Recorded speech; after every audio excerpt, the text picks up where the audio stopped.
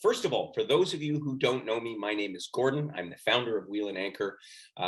In fact, this year I've celebrated 30 years working in the travel business. Hard to believe. I know I look way younger.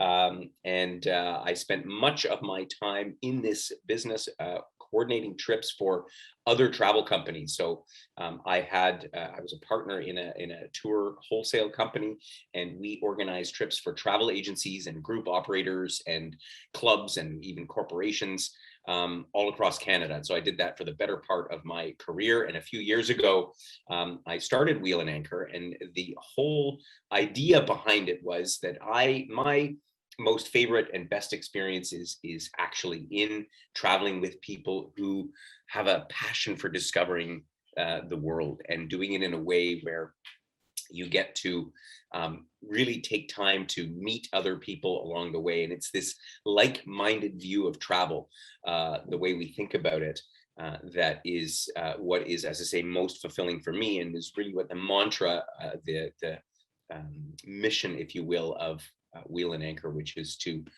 bring travelers together. And in the context of that,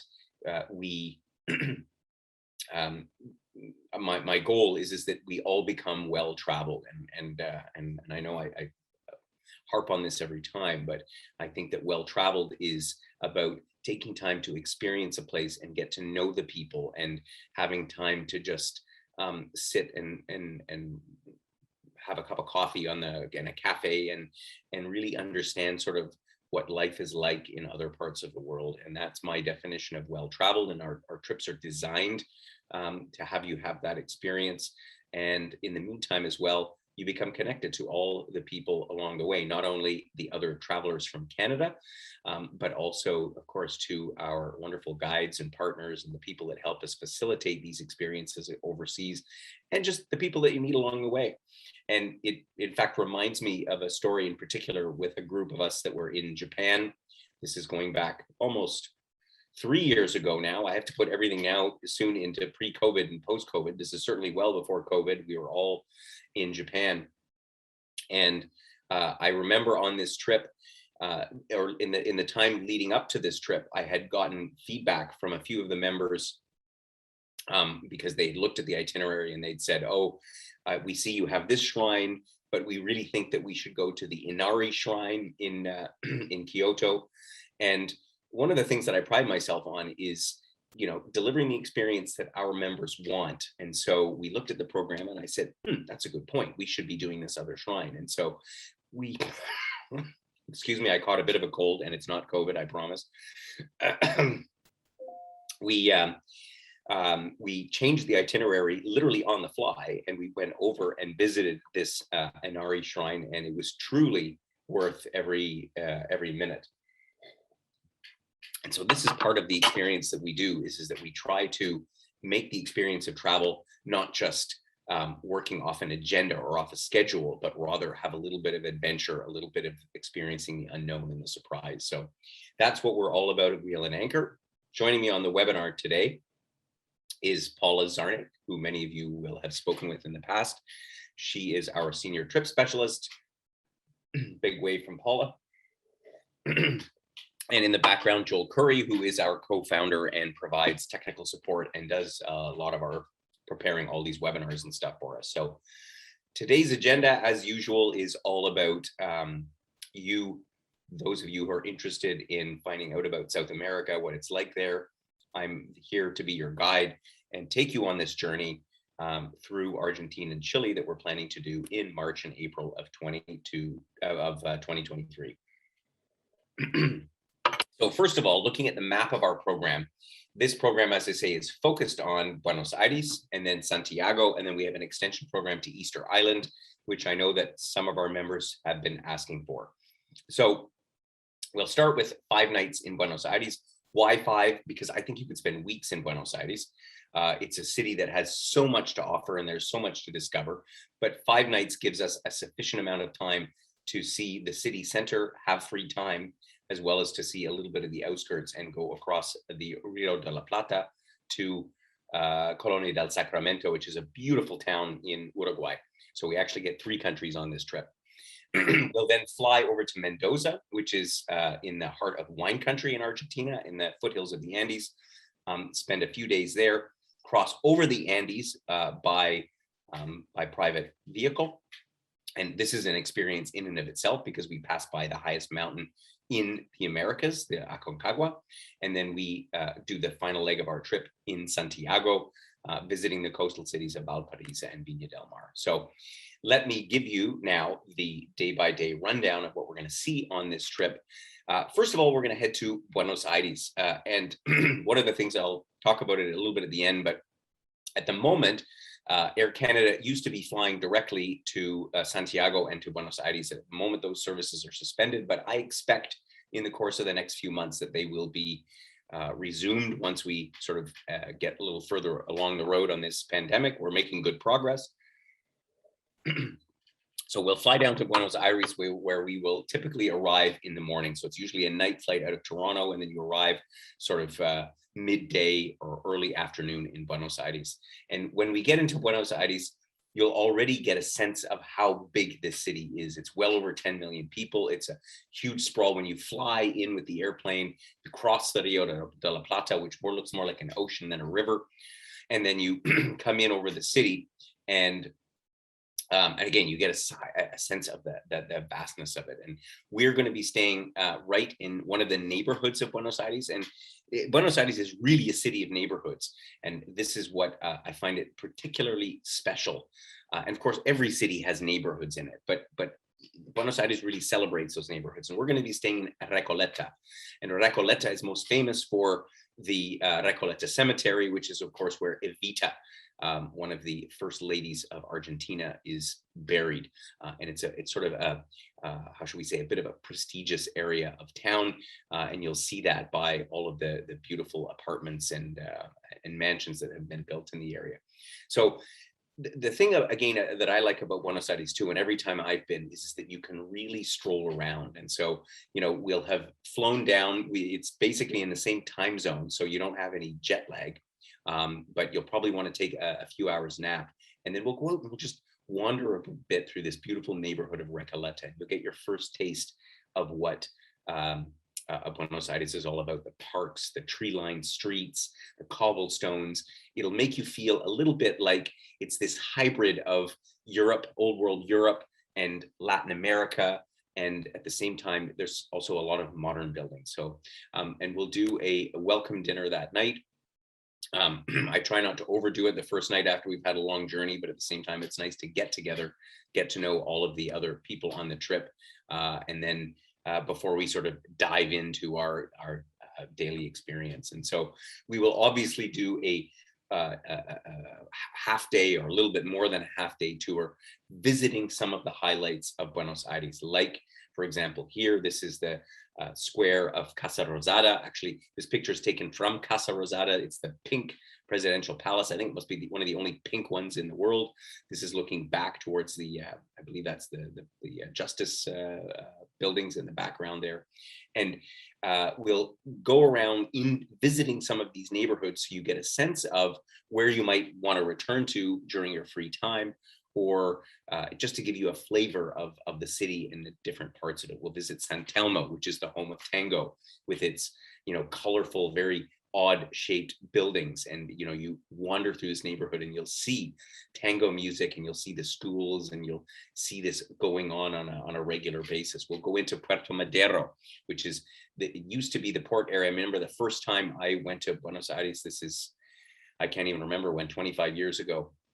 And it was a very rough part of town, and they managed to gentrify all of these old warehouses along the port area. And it is a super cool and quite trendy modern part of Buenos Aires. So we'll see that side of things as well. And then, of course, we'll end up back in Recoleta, visiting that cemetery where Evita is buried, and have a chance to wander through that. And again, it's like, the cemetery is not something I would necessarily include on a program, but this is like, it's like a masterpiece of art to see these gravestones, to see the incredible amount of effort and resource and investment that went into the cemetery, that is obviously a tribute to the more wealthy side of Argentinian people. On our next day, we'll do a little side trip across the Rio de la Plata. So this is the big river delta that separates Argentina and Uruguay. We'll take the hydrofoil across because I think that, and again, this is one of the nice things I like to do when we have the time, is to make a side trip. And Colonia del Sacramento is really, really worth it. You get a sense of it from the picture here. Cobblestone streets, old built stone buildings. Everything is overgrown. It feels like the trees have sort of grown up through the city, and they have managed to preserve this colonial architecture and the integration of sort of the forest and the trees. It's a very, very unique place. The walled part of town is a UNESCO World Heritage Site. We'll obviously have a tour of all of that to sort of make you understand what Colonia is all about and the significance of it in sort of the emergence of Uruguay as one of the more prosperous countries in South America. So we'll get a little bit of a lesson about what Uruguay is all about, because I know that a lot of people really aren't familiar with Uruguay, and it's a fascinating country in and of itself. And this will give us a little bit of an insight in, and of course we'll have lots of time to wander around and check out these cool streets before we take the hydrofoil back to Buenos Aires at the end of the day. We'll then have a free day, and this is a hallmark of a lot of our trips. And when we say free, it doesn't mean we're just like, oh, see you later, do whatever you want. We give you ideas between the host of the trip and our local guide. We'll by that time get a sense of what your interests are, and we'll point you in the right direction. And I know one of the questions is it safe to go around Buenos Aires? And certainly going around the downtown parts of the city is really quite safe. I mean, I think you need to be aware, as you would in any large city, and you need to be aware that there are parts of the city, again, just like practically anywhere, where it's not advisable to go. But for the most part, you can walk, you can take taxis around. It's easy to get around and visit these various parts of the city. So, you might visit this incredible bookshop called Ateneo, which is inside this old Belle Epoque theater. It is magnificent. And it just the experience of going into a bookshop like that is incredible. You might go to the Museo Bellas Artes, the Museum of Fine Art, which literally rivals, the Prado Museum in Madrid or the Louvre or any for the works of art that they have collected over the years. So if you're into art, you might want to visit that, and you might go to San Telmo, which is where we'll pass through on the day before. But when you get a taste of it, you kind of want to have more. And all of these places can be reached in, a 5-10 minute ride by taxi from our hotel. It's very reasonable. Sometimes some of us will go together and visit some of these places. We just kind of play it by ear and see what it is that we like to do. But we'll definitely in the evening get together to actually participate, to actually go to a tango show. And sure, it's a little bit touristy, but there's a place that I always like to go in Buenos Aires, and it's one of those experiences you cannot miss, because it's amazing. It starts late. That's one thing you have to know about Argentina. Everything starts late. It's hard to get a dinner reservation before 8:30, 9 o'clock at night. And similarly, the tango show is the same thing. That's part of their local culture. But to go and have a lovely dinner and see this incredible art of tango firsthand is absolutely a must do. And I can imagine that some people may already want to do that on one of the first days, because it's so incredible to see. And let's face it, there's not many other parts of the world where you can see tango like it's done in Argentina. We'll then, on our last full day, go a little bit outside the city. And again, I think this is an important thing to do as well, to see some of the outskirts. And in particular, we'll visit the Tigre Delta. And the Tigre Delta is we take a coach, or if it's running at that time, we'll take the Tren de la Costa, which is this old style train that runs along the coast of the river and ends up at Tigre, which is where the river truly becomes in a delta. And this is another one of those places that they call Venice, like Venice of South America, because you have an archipelago of islands and basically streets that are canals.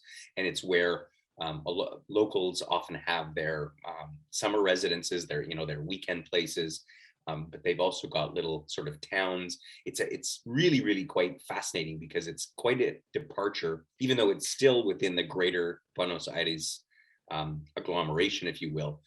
But it's just outside the city, and it's like this hybrid of countryside and canals and rivers, and we tour around by boat, and it's really very interesting. And they have also a very large market there that's in near the port of Tigre, so we'll spend a good part of the day there. We'll have lunch out there and return back in the in the afternoon. Excuse me for my cough. As I say, I was tested yesterday, so we're all good. From Buenos Aires, then we take a flight from George Newberry Airport. So Buenos Aires actually has two airports: the international airport, which is outside the city, and the domestic airport, which is right downtown. And we fly to Mendoza. And Mendoza is, as you will remember from the map, is in the very western part of the country at the foothills of the Andes Mountains. And not only is it known for the countryside, like all the vineyards, like Napa Valley kind of a thing, but the city itself, again, is so beautiful because it's tree-lined streets, it's fountains. It kind of, in some ways, again, makes you feel like you're in a European city. And so it's worth to spend a few days here. And so when we're in Mendoza, sorry, I meant to, when we're in Mendoza, not only we're going to get a chance to do the usual sightseeing, see this incredible 400-hectare park, San Martin, which is right in the city center. But we're going to obviously partake in a little bit of the wine culture that Mendoza is so well known for. And so we'll spend a half day touring around the city. Again, what we do on this trip, like I do with many trips, is that we typically have a program that has a lunch included, sometimes with a wine tasting, and then we do dinner on our own. And we always have a good list of recommendations, but people have different sort of expectations in terms of what they what they like to eat when they're when they're out on their own. And so we've got, you can eat traditional Argentinian parrilla, which is like their barbecue. It's a huge steak dinner, but you might also want to opt for something a little more light. And Mendoza is not only wine, but it's olives, it's agriculture in general. So you have wonderful food here. And then we'll have, of course, a day dedicated to a wine and olive tour. And so this is where we will go out into the countryside. You get a sense of it here. It's very flat land with the Andes in the background, this incredible backdrop of high mountains. It's kind of like a little bit like Calgary, if you're looking to the Rocky Mountains. Mendoza is sort of the same. And while we're out here, as I say, we'll visit at least 2 wineries and also an olive farm, and we'll have a chance here to sample some of the wines that Argentina is known for. Of course, Malbec is one of the big grapes that are there. And we'll also have this tapas tasting. That'll have some of the local olives that are produced. And we'll get a bit of an insight into this amazing food and wine destination. Then the next day, we'll take that one step further, and we're going to actually do a so-called garden to plate cooking experience. And what I found is that people really enjoy understanding, not only how to cook, but here we have the opportunity to actually go into the garden of this chef who we are working with, who is going to, show us the plants that we're collecting, the vegetables, the herbs, and so on and so forth, and bring those into the kitchen and understand a little bit how to make some of this Argentinian cuisine, like empanadas, for example. If you haven't had empanadas before, they're not exclusive to Argentina. We see them in Mexico. We see them in other parts of Latin America. That's those little puff pastries. They often serve as appetizers in Latin America. And all in all, it will be a lot of fun, a lot of wine probably to go along with it. So a lot of good laughs. And this is, again, the type of experience that I find is really a lot of fun. So after a few days in experiencing Mendoza, we then head out for one of the many highlights of the trip. We're going to actually cross the Andes from Mendoza to Santiago. The total driving time is about 6 hours, 6.5 hours, depending on how long the border formalities take, because they do have fairly stringent border formalities there. It's not a problem. It's easy. It just takes time because you drive up to about 3,200 meters above sea level. Along the way, we'll stop for a little picnic lunch and maybe a glass of wine. And we cross the Argentinian border side to exit the country well before we actually reach the border. And then if we're lucky and the weather's clear, we'll have views up to Aconcagua, which is at almost 7,000 meters, the highest mountain in the Americas. And it's stunning, stunning countryside. I can't tell you. This drive it's a long day, but it is worth every kilometer of the trip. And this is why I like to do this, because I know that often tours through South America will fly around, but this is one stretch you really, really want to enjoy by road. We'll then, when we hit the pass, we cross down the other side, cross through Chilean customs. Maybe we'll have a quick coffee break at Portillo. That's a famous ski resort on the Chilean side, where actually the Canadian ski team used to regularly train in the summertime, because of course their summer is our winter and vice versa. And then we'll head down into Santiago. And as I say, all in all, it will be a very, very exciting day. And then we arrive in Santiago. And again, this is a city that is truly, truly amazing, because it has evolved so much in the last 20 years. The first time I went there until now, you see these massive skyscrapers. You get a sense of the skyline there. The city also sits in the foothills of the Andes Mountains. Not far away, they have ski areas way up in the hills, and it's in like this big giant bowl, if you will, because you have mountains, it seems like, almost on every side except for the west side of the city. And so by the time we arrive, we'll have a pretty tiring day behind us, having been on the road, but there'll still be time to venture out from our hotel. And we're in a lovely part of town where there's restaurants and bars and shops and so on and so forth. So it's quite a nice area from which to explore a bit of the city. And then the next day, sorry, I skipped a day there. Oops, I got to go back here for a second. Sorry, I messed up the slides. This is when I don't have Joel to help me out here. Let's go back. So on our first full day, again, we'll get a tour of the city. We'll go through Centro Santiago, that's the old town, and it's really quite amazing because you see these Latin buildings that, again, definitely have some European influence to them, but the backdrop is all modern skyscrapers. So it's quite a cool experience. We'll visit the Palacio de la Moneda, that's the presidential palace on a huge square, as is so common in South America, and we'll go up to San Cristobal Hill, which is actually where this photo is taken from.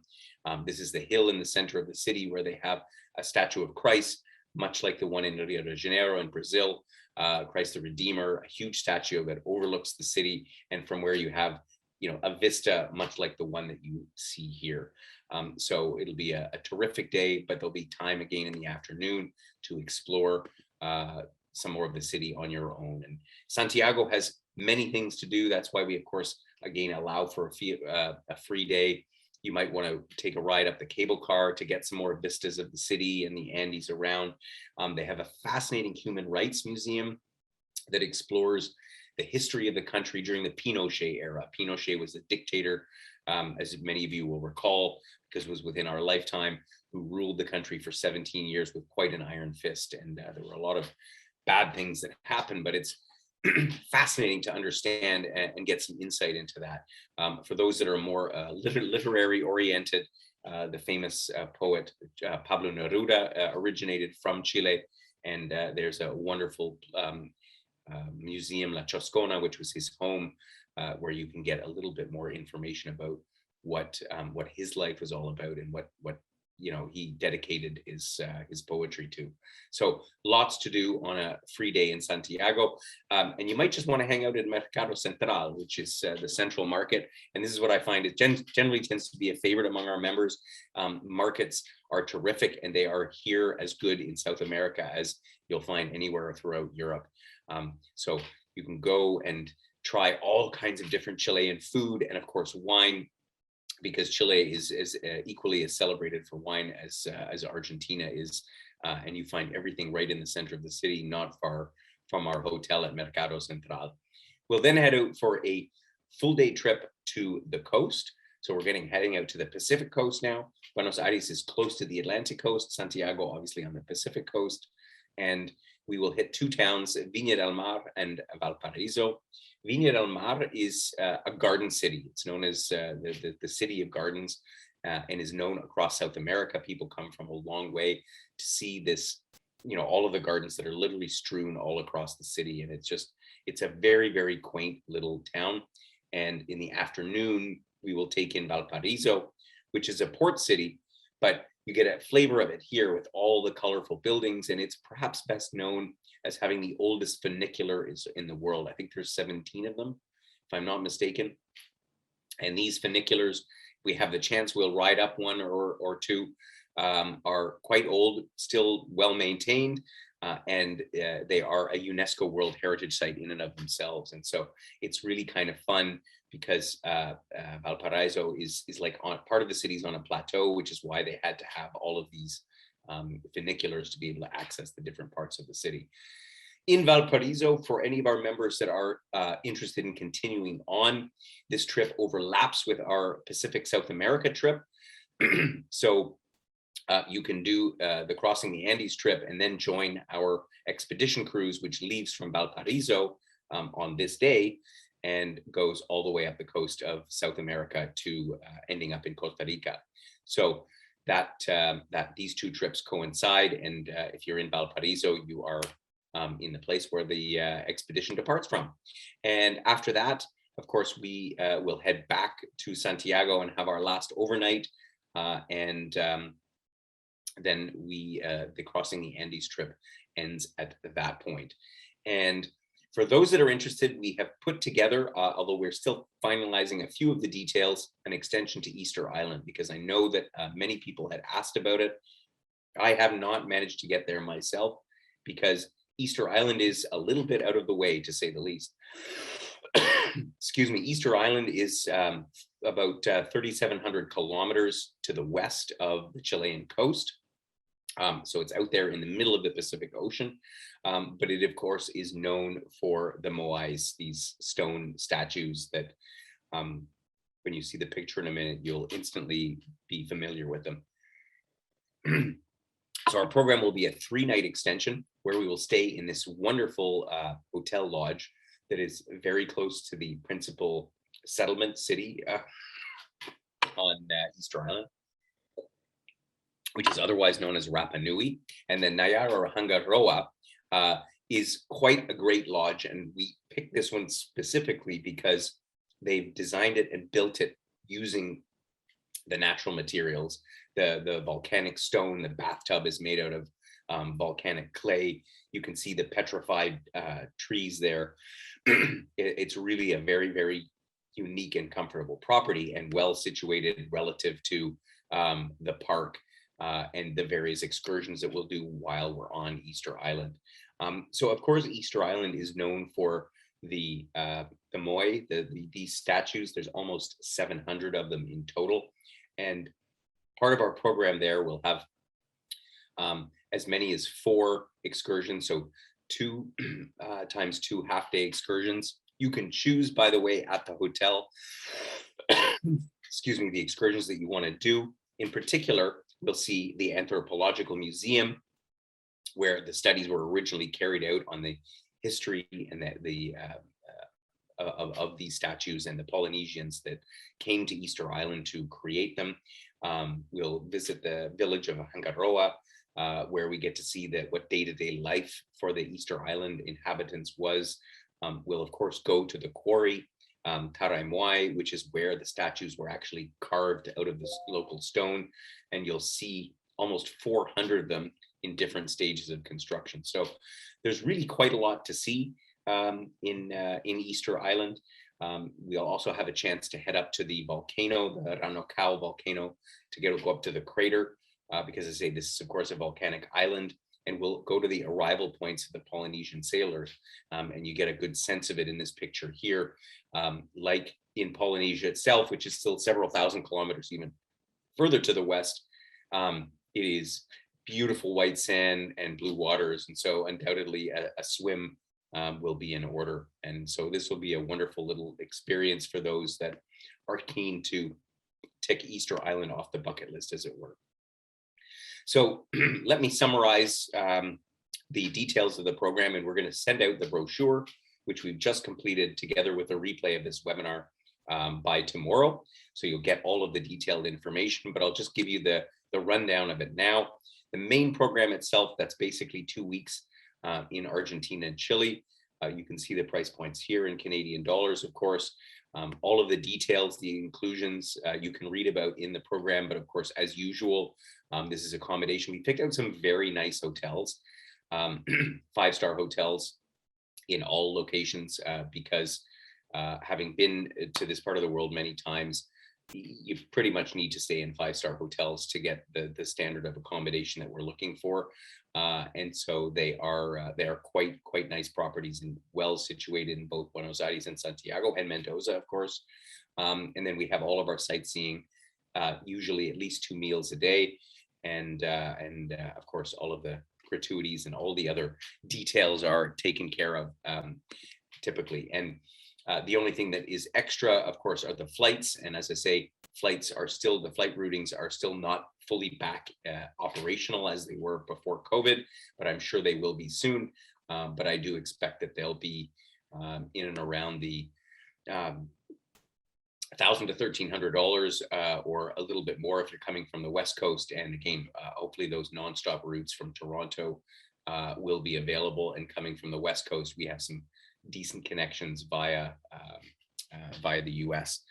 And so if you have those questions, get them ready, because we're about to do the question and answer session. The details on the Easter Island program will be out soon. We are just clarifying a few things about the pricing of that program, so bear with us. We will, if you're interested in that, we will get back to you with it as soon as possible. If you have any other questions, we're about to do the Q&A now, but of course, please do email us, phone us. We're happy to get any of your questions answered. So, Paula. Yes, we've got a couple of questions in here already. Some standard ones. People are wondering, what is the weather like from coast to mountains to coast again, and on Easter Island that time of year? No, so the weather, yes, I should have, yes, good question.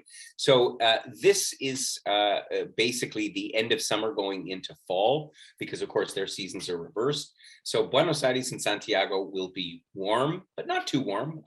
They'll be probably relatively pleasant. Mendoza is a little bit cooler, and of course when you cross over the mountains at 3,200 meters, but we're only doing that for a day. So I would say that what you'd want to be prepared for is what we'd have in like September. So warm, but not too warm, probably in the low 20s in the day, maybe a bit cooler at night. It could also be a little bit warmer, but otherwise it's actually an optimal time to travel in this time, because it's a little bit before the main tourist season begins, but it's after summer, which is really quite hot. Fantastic. Another question, those always seems like the perfect time of year to travel in between seasons, right? Yeah, Those shoulder exactly. seasons. Another question here is how active or how much walking are on the excursions? So I mean, both of these cities are like any place. They are walking cities. That being said, it's not, we are going around by private transportation. So, with the exception of the trip to Colonia del Sacramento, where we'll take the hydrofoil. And so there's not an extensive amount of walking, so it's enough. But as a rule of thumb, we always say, you should be able to walk for at least a good half an hour without taking a break. And then we take breaks anyway, because the whole way we do our programs, as you know, is we're not in a hurry. So there's time if we feel like taking a coffee break, relaxing the feet. But it's not, I wouldn't call it an overly strenuous program. It is important to note, of course, that, these cities are old streets, cobblestones. So it's not smooth surfaces, but we're not doing any mountain hiking or anything like that. Perfect. And one other question here asking with regards to the dates for the Pacific cruise expedition trip. Yep. And I was just going to pull them up to reconfirm, unless you've got them basically top of mind. It's April the 1st to the 19th, if I'm not mistaken. Basically, the Pacific South America cruise starts the day before the last day of this program. So if I'm not mistaken, I believe that is April. No, it's March 31st, because we fly in one day earlier. So the two groups actually overlap in Santiago. So it's March 31st to April 18th, give or take a day. I don't have it right in front of me, but it's at the same time. Nice. Yeah, I miss the mucky early spring days and late winter in Canada. Yeah, exactly. Fantastic. That's all the questions. Oh, sorry. I've got a couple more that have come in here now. I just saw. Let me bear with me 1 second. Yeah, I think I see them here from Eric about the currency in Argentina. Yeah. So, Argentina has been economically all over the map, currency wise. I don't generally recommend trying to buy currency for Argentina beforehand. It's best to take US dollars because the Argentinian peso is still a little bit of a up and down currency. And the last time I was there, you were still buying them on the black market to get the market rate. That is not the case anymore. I think it has stabilized, but I never recommend to try to bring currency to Argentina. US dollars is the absolute way to go. Santiago, Chile is a different story. Their currency, the Chilean peso, is absolutely stable. So you could certainly buy that in advance, but they have ATMs everywhere. So that's the easiest way to go in Chile. But for Argentina, cash is still king. Perfect. Yeah, another question from the Gibsons. I'll add to that as well. I generally will have like maybe $100 or something in our currency with me to exchange on arrival, and then just head straight to an ATM. So I don't have to, there's very few places, I think Vietnam being the only one, and that was years ago, that was an issue. So it's very accessible to get what you need when you're there. The Gibsons are asking if there's any chance of a pre-extension in Iguazu Falls. Absolutely, there's every chance, and I think that's a great idea. So I didn't build it into the program, but certainly we could fly down, we could facilitate an extension, and I think that if there's interest in that, and if any of our other members have interest in that, maybe a group or a small group would like to go, and so you could basically fly down and then go straight up to Iguazu Falls, which is obviously on the border between Argentina and Brazil, and spend 3 nights up there, which is all you need for Iguazu, and take in the falls from both the Argentinian and potentially also the Brazilian side, and then fly back and join us. So if that's of interest, then just shoot us an email, and we'll look into facilitating that. Not a problem. Definitely. That's everything that I've had come in so far. So okay, perfect. Okay, good. Well, then we'll wrap up. Just one more thing. Of course, if you have any questions, you can contact us. Next week, we're going to do a special webinar updating on Madeira. In fact, and while our members are still with us, I just wanted to take you outside. I'm in Madeira right now, so I'm going to take you on a little bit of a tour because I've been here preparing for our program in February, and I can tell you it is spectacular here. This is the north coast of Madeira. I don't know if you can see it clearly or not. The countryside is incredible. The sea the views, the culture, the little villages and towns. So if you were at all considering coming to Madeira with us in February, I can highly, highly recommend it. I've been blown away by this island, and I'm going to be sharing with you about our trip this coming February, next week on November the 4th. So please do join me for that from here in Madeira. Well, actually, next week I won't be here in Madeira anymore. I'll already be in Cyprus, but nevertheless, I'll be talking about Madeira. So join me for that. And apart from that, thank you so much, as always, for joining me for our webinar today. I hope you found it informative, inspiring, and I'll be over this cold by next week, I'm sure. And I will look forward to seeing you on our upcoming webinars. And thanks for joining us.